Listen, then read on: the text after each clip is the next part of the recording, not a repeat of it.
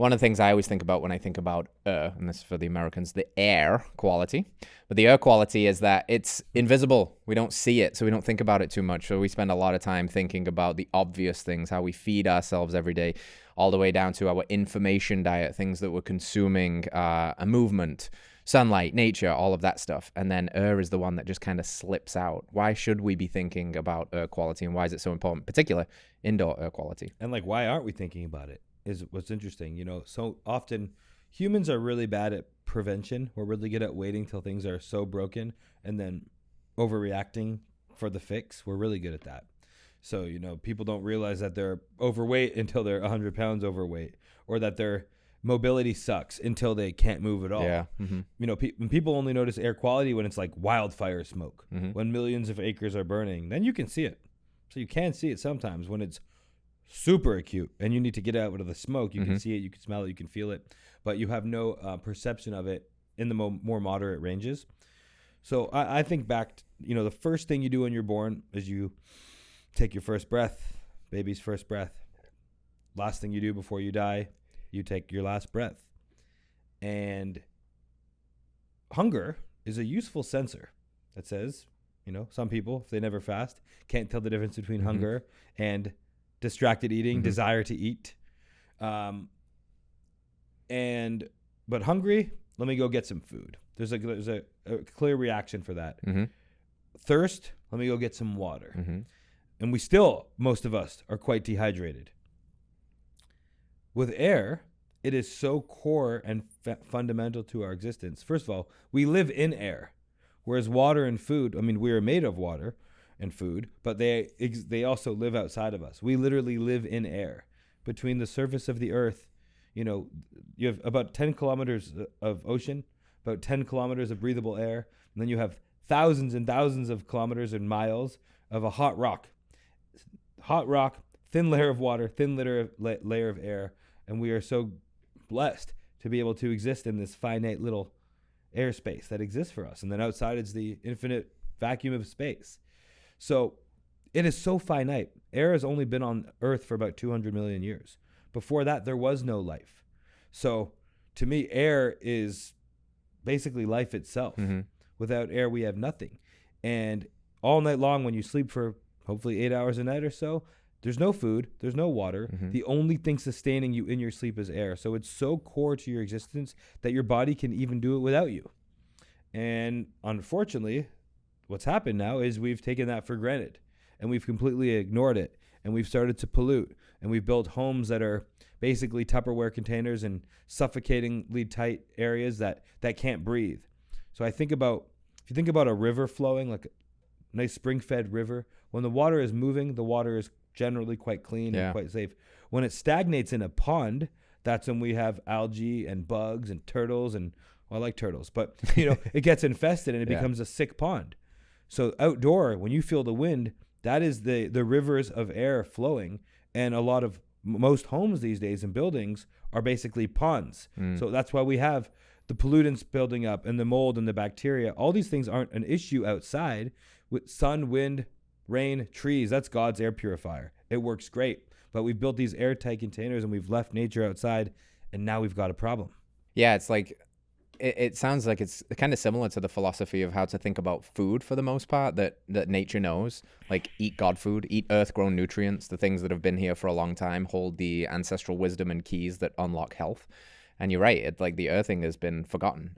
Something I just kind of like became aware of a couple of years ago. First, I spend a lot of my time outside, and I love being outdoors. But I realized that almost all the time we spent indoors, like all of the doors were closed, all of the windows were closed, and I've been a lot more conscious about opening windows and such these days to just let some of that natural air and light and all of those things in.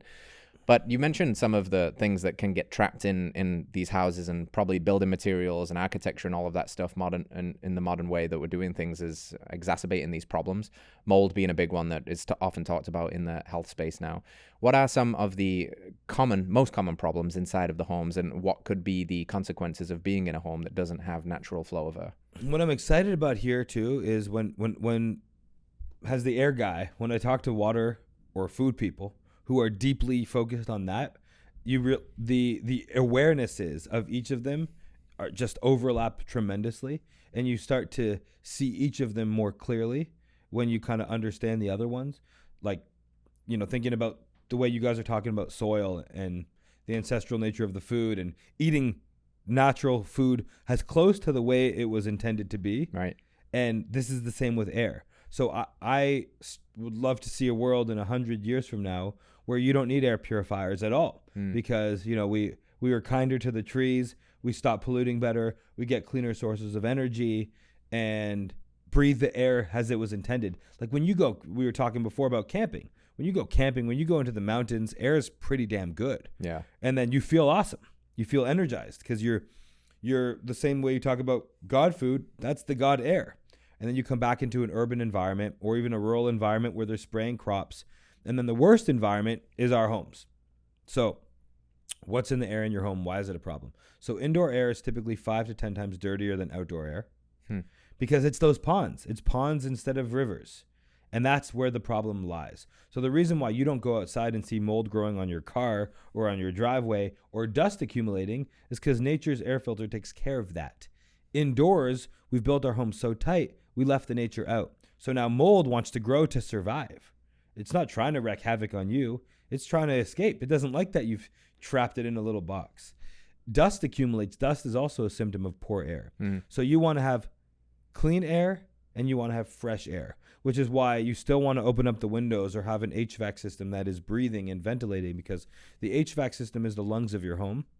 And if it's choked up and suffocated, it's not, if your home's not breathing, you're not breathing. So in a common home environment, you got mold prevalent, and 90% of the time it's not mold that you can see, it's airborne levels of mold. Then you have pollen and allergens. Tennessee, Texas, honestly, most of the country has pretty high levels of allergens of varying types of plants. Once again, the allergies wouldn't normally impact people if they were outside a lot, but because you're trapped in this little toxic box 95% of the time, your ability to process it is not good. You're in the pond all the time.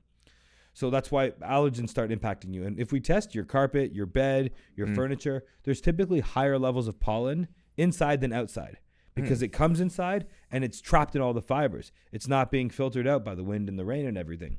So you have all these toxin pollutants coming in from outside. Then you have indoor stuff. You have the off-gassing from your paints, from your furniture, from your chairs, your cleaning products, cooking itself. Even if you have the best organic, grass-fed, grass-finished steak with high-quality oils or beef tallow, it's still polluting your air, because when you have high heat and protein, it creates PAH, polycyclic aromatic hydrocarbons, which is quite cancer-causing of its own. So there was no problem, and a lot of other off-gassing byproducts too. So it's not that the food you're using was a problem or that the oils that you're using were necessarily a problem. Even if you have that dialed in, it still deeply pollutes your air. Because cooking indoors, like, just look at a barbecue. Like, cooking is very aggressive to the air. That's why you can smell it. And then same thing, it gets embedded in all your materials. So outside, amazing. But doing it in an airtight box, not so good. All right, friends, thanks for tuning in to another episode of Radical Health Radio. We got a fresh new podcast for you every Wednesday. If you enjoyed the show, consider liking, subscribing, reviewing, and rating us on your podcast platform. It helps to spread this message of radical health. We'll see you next week.